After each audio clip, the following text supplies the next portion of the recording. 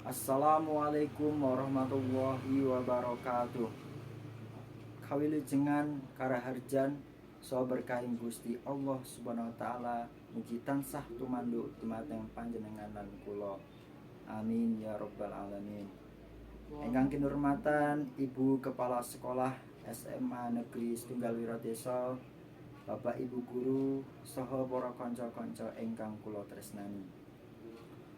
Para rawuh ingkang kinurmatan, sepisan ayo kita aturaken puji syukur dumateng Gusti Allah Subhanahu wa taala ingkang sampun paring rahmat saha nikmat tanpa upami.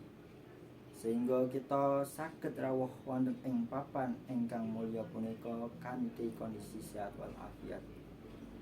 Salajengipun sholawat saha salam mugi tansah kapundhutaken dumateng junjungan kita Nabi Agung Muhammad sallallahu alaihi wasallam, Rasul ingkang paring piwulang kabecikan nglantaraken kita saking pepeteng dhateng pepadang lumantar ajaran agami Islam.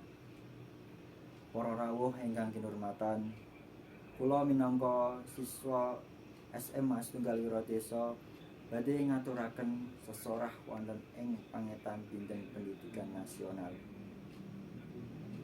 Kita kedah eling bilih pendidikan ingkang sae punika boten saged kapisah saking kegiatan literasi. Amargi sekolah kita nyawisaken program nyata kangge ngutinaken mutu saking literasi. Program ingkang wonten ing SMA Setunggal Wiradesa ingkang sampun kalampah inggih punika program literasi kadosta maos buku gangsal 12 menit saben dinten saderengipun piwulangan dipunwiwiti. Kekarepan kita sedaya inggih punika supados literasi boten namung dados tugas, nanging dados budaya ingkang urip wonten ing sekolah kita. Amargi literasi punika dados dasaring ngelmu saha kunci dhateng masa ngajeng ingkang langkung sae.